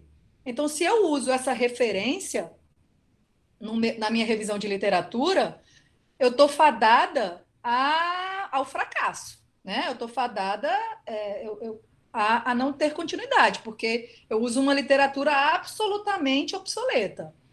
Então, é importante que vocês utilizem referências dos últimos 5 anos, para que vocês construam um conhecimento novo, um conhecimento recente, novos conteúdos para embasar essa revisão da literatura. E o que seria essa revisão de literatura? O que a Pollitt diz é que o objetivo primário das revisões de literatura é resumir as evidências sobre determinado tópico, é recapitular o que é conhecido, né? O que a gente já sabia sobre aquele tema e buscar novos conhecimentos. São usadas para estabelecer as bases para novos estudos e para ajudar os pesquisadores na interpretação de suas descobertas. Então, eu jamais posso falar, por exemplo, sobre diagnóstico de enfermagem da Nanda se eu não sei o que é a Nanda, se eu não sei o que é diagnóstico de enfermagem. Eu preciso me debruçar sobre essa literatura para entender o que é que ela me diz e o que é que tem de mais novo naquele tema. E aí eu vou construir essa minha revisão de literatura, tá? Esse arcabouço de conceitos que vão me ajudar a chegar aonde eu quero, a entender o que é que eu quero, tá? Eu trago aqui para vocês alguns exemplos para que a gente entenda de forma mais concreta o que é a pergunta de pesquisa, o objeto e os objetivos. Eu trouxe 2 dissertações de mestrado recentes, produzidas neste mestrado profissional. A primeira, o título é Diagnóstico de Enfermagem, Síndrome de Terminalidade, Validação Clínica em Cuidados Paliativos Oncológicos. Esse trabalho é da Antônia Rios Almeida e da professora Rosemary Ferreira Santana, que foi sua orientadora. Qual era a pergunta de pesquisa que ela queria responder, né? Então, ela trabalhava, vamos contextualizar. Existe um diagnóstico chamado Síndrome de Terminalidade, que vem sendo construído com várias outras pesquisas anteriores a dela, e nesse momento, o problema dela era saber se esse diagnóstico ele tem validade clínica nos cuidados paliativos, tá? Então, esse era o problema que ela tinha. Bom, nós temos esse diagnóstico de síndrome da terminalidade, mas ele é válido realmente entre os pacientes em cuidado paliativo? Não sei, é isso que a gente vai descobrir, tá? Então, a pergunta de pesquisa dela era: quais indicadores clínicos são acurados para o diagnóstico síndrome de terminalidade em pacientes de cuidado de fim de vida oncológico? Essa era a pergunta dela. Ela queria saber quais são os indicadores clínicos acurados para determinar esse diagnóstico de enfermagem nos pacientes em cuidado em fim de vida. Então, vejam, ela está olhando para os pacientes nefrológicos? Não.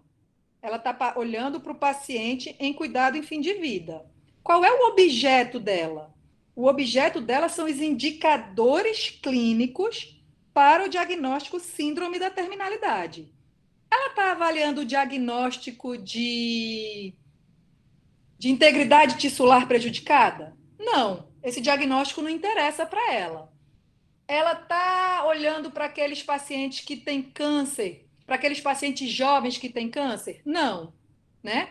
Quem é o objeto dela? Para quem ela olha? Ela olha para os indicadores clínicos que determinam o diagnóstico síndrome de terminalidade nos pacientes de cuidado de fim de vida oncológicos. Então, vejam que a pergunta de pesquisa e o objeto, eles são muito similares, tá? Na pergunta, ela diz quais indicadores são acurados para o diagnóstico, né? E coloca um ponto de interrogação no final. E o objeto são os próprios indicadores. Só que ela quer saber quais são eles, tá? Então, a gente tem uma pergunta de pesquisa e o objeto, que está na pesquisa dela. Quais eram os objetivos que ela tinha? Ela tinha um objetivo geral e objetivos específicos. Silvia, sempre tem que ter objetivo geral e objetivos específicos? Não. Por vezes, você tem objetivos independentes. É que, normalmente, os objetivos específicos te ajudam a construir um objetivo geral.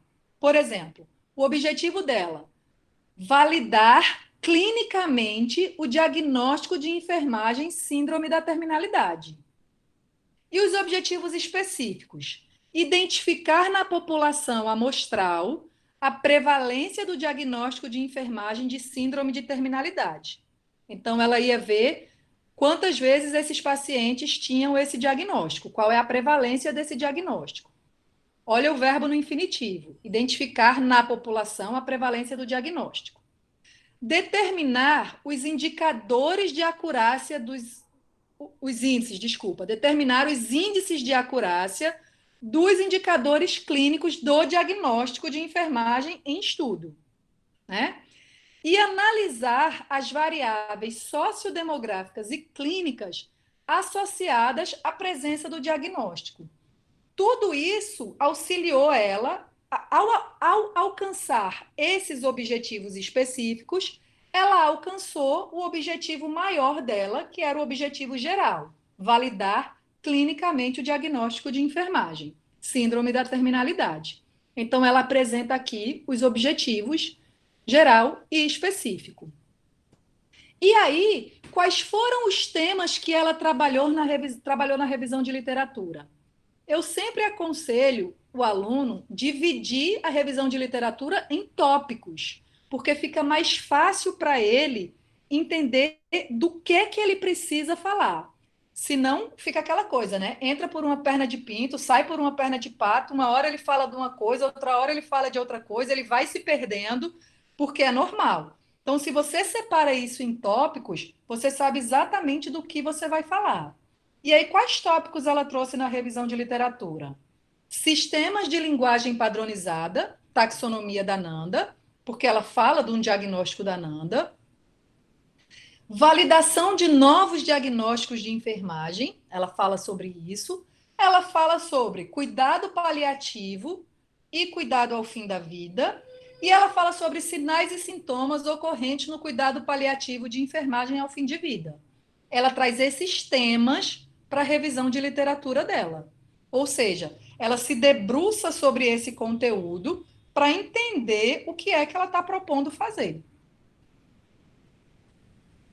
Esse aqui é o outro exemplo que nós temos, desse também desenvolvido no mestrado agora recentemente, cujo título é Elaboração e Validação de Instrumento para a Avaliação dos Recursos Humanos e Materiais na Perspectiva da Prevenção de Lesão por Pressão, um estudo metodológico, tá? Então, qual é o produto que o Renato Tonoli, que era o nosso aluno, e a professora Euseli da Silva Brandão, que era sua orientadora, vão desenvolver com esse estudo? Eles vão elaborar e validar um instrumento que vai auxiliar na verificação dos recursos humanos e materiais para a prevenção de lesão por pressão, tá? Então, qual é a questão norteadora? Qual é a pergunta de pesquisa que o Renato tinha no seu estudo? Ele queria saber quais são os recursos humanos e materiais referidos na literatura que são imprescindíveis para a prevenção de lesão por pressão. Qual era o objeto de pesquisa dele? Para onde que ele olha? Para os recursos humanos e materiais na perspectiva da prevenção de lesão por pressão. E quais eram os objetivos dele? Aqui ele não diferenciou entre objetivo geral e específico. Ele apresentou apenas os objetivos. Identificar os recursos humanos e materiais que são imprescindíveis para a prevenção de lesão por pressão, elaborar um instrumento de avaliação dos recursos humanos e materiais disponíveis nas unidades de internação para a prevenção de lesão por pressão e validar o instrumento elaborado com auxílio dos peritos juízes especialistas em enfermagem e dermatologia. Era isso que ele se propunha fazer. E o que é que ele trouxe na revisão de literatura dele para auxiliá-lo a entender e a dar base conceitual para ele desenvolver o estudo? Ele traz os conceitos de lesão por pressão, segurança do paciente e lesão por pressão como evento adverso, gerenciamento de risco na prevenção de lesão por pressão, avaliação estrutural de saúde, identificando indivíduos em risco, recursos humanos de dimensionamento, recursos materiais auxiliares na prevenção e ações preventivas prioritárias. Então, vejam que as revisões de literatura elas vão sendo construídas de acordo com o tema que cada indivíduo está elaborando, está executando, né? Não são os mesmos temas para os trabalhos diversos. Esses foram alguns exemplos que a gente tinha para trazer para vocês. Eu vou encerrar aqui a apresentação e aí a gente começa a discutir. Eu vou voltar a enxergar vocês porque eu não estou enxergando ainda. Deixa eu parar a apresentação.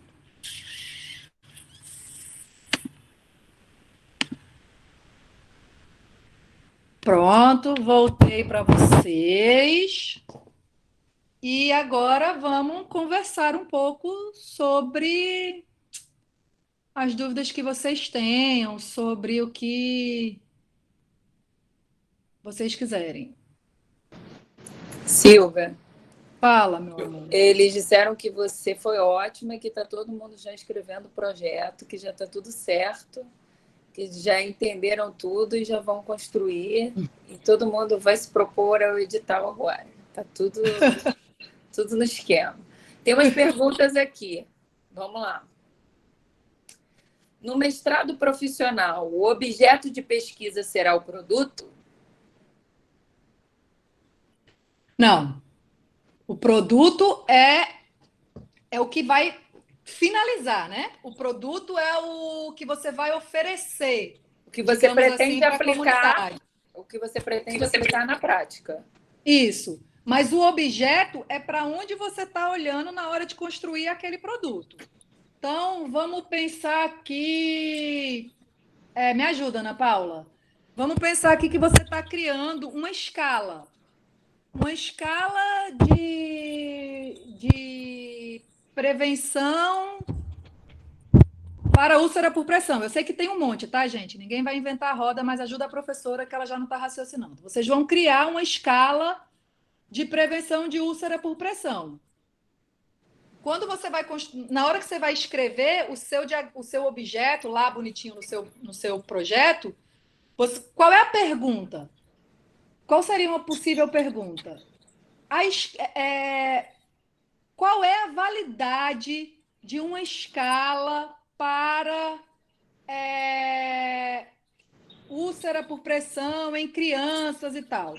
Então, o seu objeto é a escala que você quer construir. Mas, assim, o produto em si, ele origina-se desse objeto, dessa construção científica que você fez. Mas ele é a parte acabada, ele é o final, aquilo que você vai disponibilizar. Não sei se isso ficou muito claro para vocês, mas, por exemplo, a escala de Braden ela é um produto que foi oriunda de alguma pesquisa que foi feita. Então, foi um produto que foi entregue. E ele se origina dessa pesquisa que você fez. Isso. Revisão de literatura difere de estado da arte ou podemos relacionar os termos?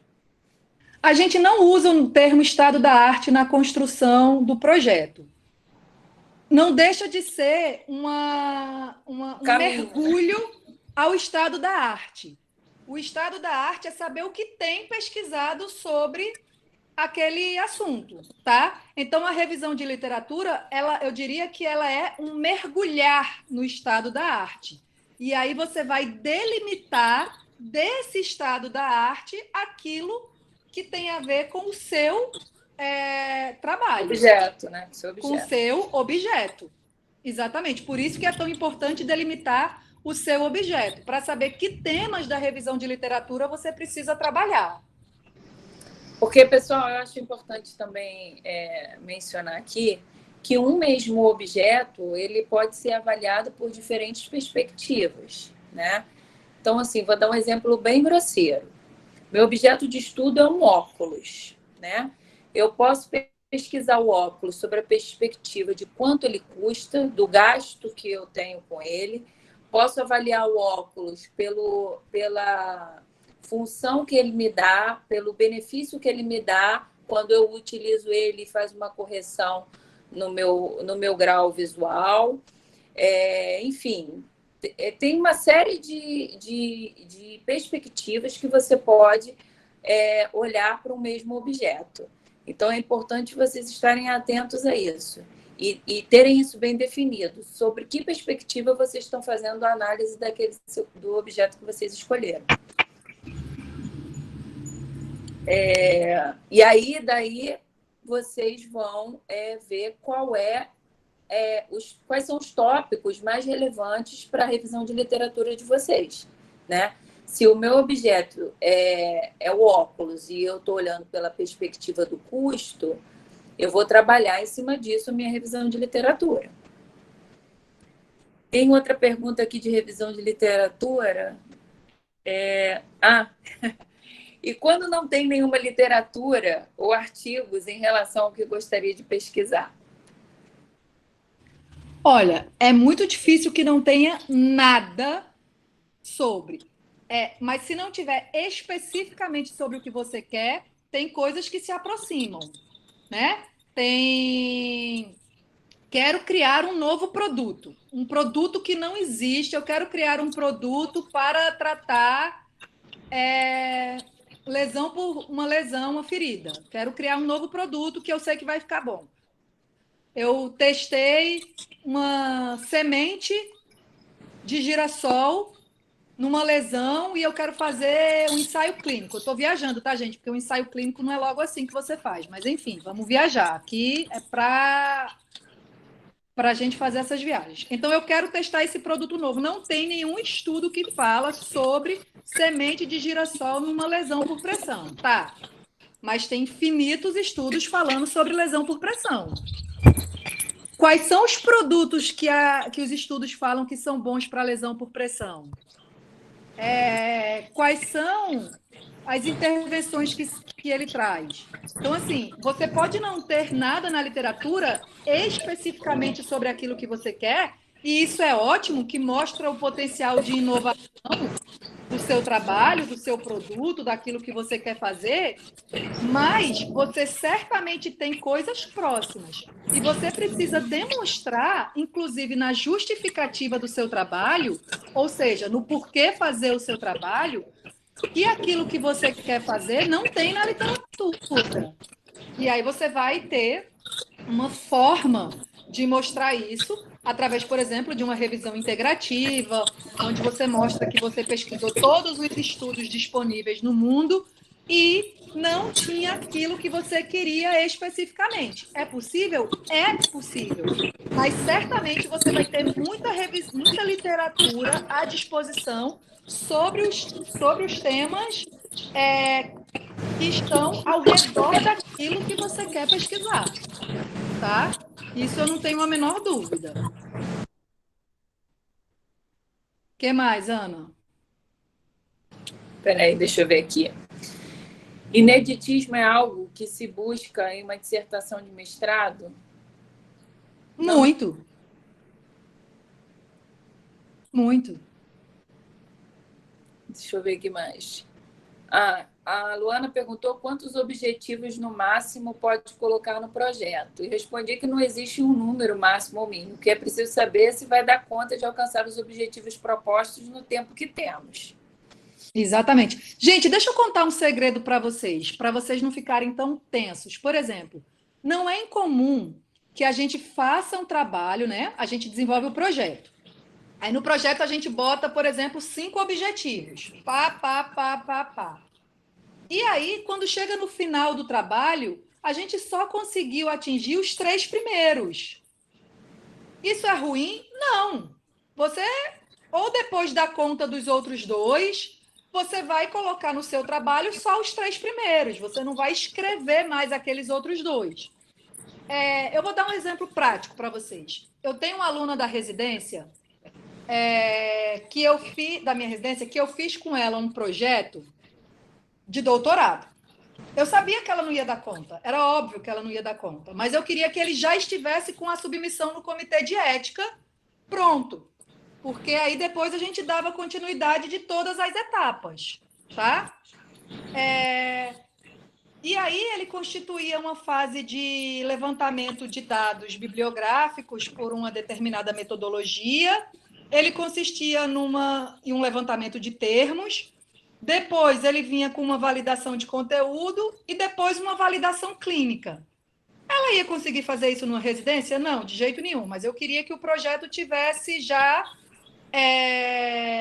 aprovado no comitê de ética, porque eu quero continuar com ela a desenvolver esse projeto. Então, na residência, ela só deu conta da primeira etapa. Então, no projeto, a gente havia apresentado tudo, mas ela só deu conta da primeira etapa. Então, na apresentação final, na defesa final, nós retiramos do trabalho apresentado para a banca aqueles objetivos que ela não deu conta de apresentar. Então, assim, isso que a Ana Paula falou é fundamental, porque é importante vocês terem em mente se vocês vão dar conta naquele período de 24 meses, que parecem muito, mas não são, de fazer tudo aquilo que vocês pretendem. Por exemplo, um ensaio clínico. Um ensaio clínico é um tipo de pesquisa muito difícil de ser feita num mestrado. Em geral, ela é feita num doutorado, porque tem 4 anos. E aí ela leva um tempo maior. Então, tudo isso são coisas que a gente vai analisando à medida que for fazendo. Então, assim, agora o projeto de vocês só vai ter 10 laudas. Quando vocês entrarem efetivamente no programa, a gente vai refinando esse projeto e esses objetivos vão sendo modificados. Não se preocupem, porque eles não são estáticos. Uma vez escritos, vai ter que ser daquele jeito. Eles podem ser modificados à medida que a pesquisa vai sendo desenvolvida. Outra pergunta aqui é: a revisão de literatura também tem um método? Tem vários. Bom, aí, gente, a gente tem uma revisão uma revisão narrativa da literatura, quando eu simplesmente vou até a literatura para ver o que é que tem escrito nela e escrevo sobre, tá? E escrevo sobre aquele assunto. Eu não preciso ter uma metodologia definida para escrever a revisão de literatura. Agora, o que a gente pode fazer é revisão integrativa e revisão sistemática. Então, não confundam revisão de literatura com revisão integrativa e revisão sistemática. Existem dissertações que, em si, elas são somente, não que seja pouco, tá, gente? Mas, assim, que elas são uma revisão sistemática, ou seja, o cara passa 24 meses fazendo uma revisão sistemática, porque existe uma metodologia para fazer revisão sistemática. Existe uma metodologia para fazer revisão integrativa, existe metodologia para fazer uma revisão de escopo, mas isso são outros tipos de pesquisa. O que a gente está pedindo aqui é uma breve revisão de literatura, onde você vai se debruçar sobre o estado da arte, delimitar o seu tema e escrever sobre ele. Esse não precisa de uma metodologia definida, tá? Vamos lá. O objeto de estudo também nem sempre é necessário. Pode ser a pergunta, certo? Eu não entendi essa pergunta. Rose, foi você quem fez? Rose Santana. Não entendi. Então, o que eu quis dizer é que tem um delay entre abrir o microfone e não. É porque, por exemplo, pesquisas quantitativas, você não vai ter o objeto, né? Você vai ter a pergunta.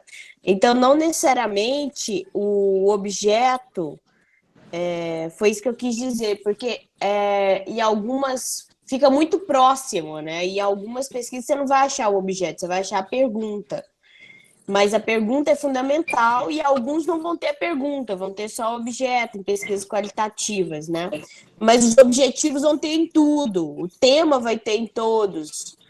Então, assim, é só para colocar a maleabilidade dessas situações. Eu não sei se vocês concordam com isso. Para não deixar o aluno assim engessado, né? Não sei. Sim, sim.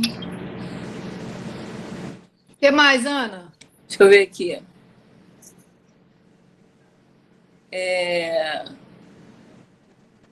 Fiquei com dúvida sobre os descritores. Tá. Os descritores, eles são. A Rose até pode me ajudar a definir melhor o que são os descritores, mas os descritores são termos que a gente utiliza para nos ajudar a saber do que se trata aquela pesquisa. Só que, por exemplo, se eu falar insuficiência renal crônica e o outro fala doença renal crônica, na hora de identificar a pesquisa, eu posso achar que tem menos pesquisa do que o que realmente tem sobre aquele tema. Então, o termo ele fica unificado. O termo para doença renal crônica é insuficiência renal crônica.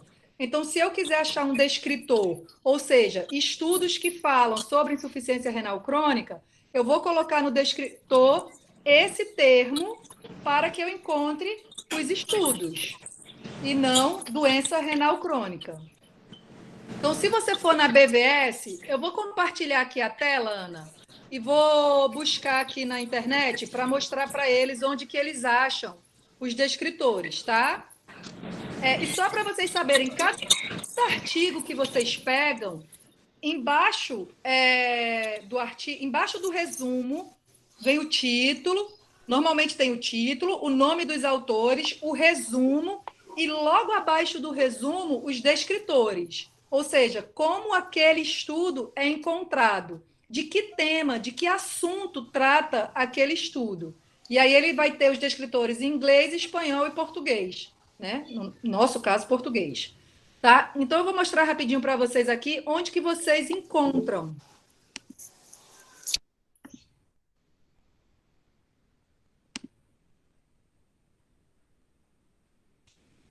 Peraí.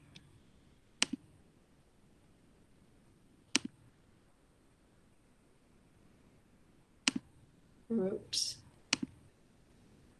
Ah, meu Deus. Peraí, que tem um problema do operador aqui. Os Vocês estão começando a visualizar. descritores, Silvia, Estão vendo também o Google? servem para fazer a recuperação de uma área de pesquisa. Isso, boa. Isso também é importante. Vocês estão vendo a tela do Google? Então, Ana? Sim, sim, sim. Tá, então, ó, eu sempre faço isso, porque eu adoro ir sempre pelo Google. Descritores, aí ele já vai aparecer aqui, ó, em saúde. Clica aqui, aí ele já vem aqui, ó. O meu já está roxinho, porque eu sempre faço isso.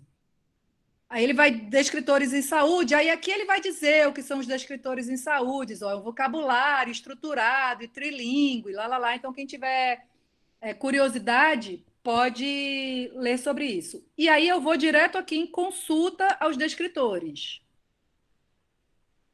Tá? E aí aqui eu coloco, por exemplo, diagnóstico de enfermagem. Ele já foi aparecendo aqui, hein? Peraí, diagnóstico de enfermagem. Consulta. Aí ele já vai me dizer como eu encontro esses descritores em inglês, em espanhol e em português. Então, quando você for fazer uma busca numa base de dados americana, você não vai usar o termo diagnóstico de enfermagem, você usa Nursing Diagnosis. E assim é o descritor que você vai utilizar para fazer a busca em base de dados, tá? Só que assim, seria uma outra aula, né, sobre busca em base de dados. Vou parar de compartilhar minha tela aqui. Só quero ressaltar que é importante também estar atento para o sinônimo, né? O que é Sim. ali no sinônimo. Ali embaixo do descritor em inglês e espanhol, tem também o sinônimo daquele. Então, você consegue saber se aquilo que você está procurando faz sentido com o que está sendo proposto, o que está mostrando ali, se de fato é sinônimo daquilo que você busca. Isso. Eu acho que já acabou. Acabou? Todo mundo te Nossa, elogiando, falando que a aula é maravilhosa. obrigada, gente. Vai todo mundo fazer o projeto agora rápido, que está tudo certo. A gente está à disposição para vocês tirarem dúvidas, tá, gente? Qualquer coisa, manda e-mail. Não desistam. Tamo junto. Bom estar com vocês, brincar com vocês. Até quarta. Até quinta. Peraí, tem uma coisa aqui, peraí. Durante a residência, realizei uma pesquisa de revisão integrativa a respeito do passo a passo da utilização do inalador dosimetrado em pré-escolar, asma, já que esse assunto não existia. É possível atualizar essa pesquisa no mestrado? Bom, acho que pode criar alguma outra coisa a partir dela, né? Seria mais interessante para um mestrado, nesse momento, você pegar essa pesquisa que você já fez, muito provavelmente você identificou algumas coisas em relação à orientação ou alguma outra coisa que você pode aprimorar. Ela pode, inclusive, te servir de base para um produto que você venha a desenvolver. Não, tem mais da pergunta, que é... Peraí. É possível atualizar essa pesquisa no mestrado, modificando o dispositivo-alvo, já que é tão eficaz quanto o existente, mas é algo novo na prática assistencial, mais barato e existente em todas as unidades, mas não tão conhecido. Perfeito, faz uma análise de custo com a Ana Exatamente. Paula, que vai ser a sua orientadora sobre custo-efetividade, acho que é assim o nome, eu não sei o nome direito. Escreve para ela.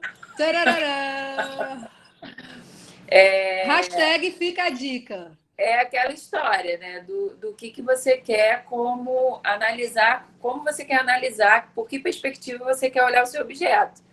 Você está focada na efetividade dele, no custo, você quer comparar essa tecnologia com outra já existente, você quer aplicar esse novo dispositivo na prática, são perspectivas diferentes que, porventura, mudam até a linha de pesquisa. Então, é isso que vocês têm que se atentar. Deixa eu ver aqui mais alguma coisa. Peraí. Que eu falei que ia acabar, eles estão apegados, Silvia. Todo mundo começou a disparar pergunta, comentar. Podem indicar biblioteca aberta nesta pandemia? A escola de enfermagem está aberta? Não, a escola de enfermagem não está aberta e acho pouco provável que exista alguma biblioteca aberta nesse período ainda. Não sei como é que está. Você sabe de alguma coisa, Silvia? Não, gente, mas assim, usa a internet, tá tudo aqui, sabe? Vocês tem vão uma ter pergunta acesso a muito conteúdo. Tem uma pergunta Tem acesso a muito conteúdo aqui. da Dá para Michelle. vocês construírem o projeto de vocês com o que a gente tem aqui. Pergunta da Michelle é: se o produto, por acaso, for um aplicativo, ele se enquadra como design thinking? Não, design thinking é como ele vai fazer pensar para fazer o produto. É um método, né? A Ana perguntou aqui se a revisão de literatura faz parte parte, Ana Paula, quer dizer, Magalhães, que as duas são, né? Da introdução ou de um novo tópico. No caso do MPE aqui, você pode colocar dentro da própria introdução, uma breve revisão de literatura, eles pediram no edital. Em geral, ele fica fora. A gente tem introdução, revisão de literatura e metodologia. Mas como a gente está falando de um projeto só de 10 páginas, eu acho que não tem problema que você faça essa breve revisão de literatura dentro da introdução. A coordenação do nosso curso está aí? Rose Santana? Não, mas Não? Não está? Não. não. Mas não tem problema que fique dentro da introdução, não. Pessoal, leiam atentamente quem vai se candidatar a esse próximo edital, que as inscrições estarão abertas a partir do dia 3 de agosto. Leiam o edital com calma. Tá tudo escrito ali, como deve ser feito. Por exemplo, a gente não falou muito em título aqui. Tem ali dizendo qual é a proposta, que informação tem que constar no título. Então, se possível, já fazer uma referência ao produto que vocês estão propondo no próprio título. A Silvia deu um exemplo ali da validação. Nananana.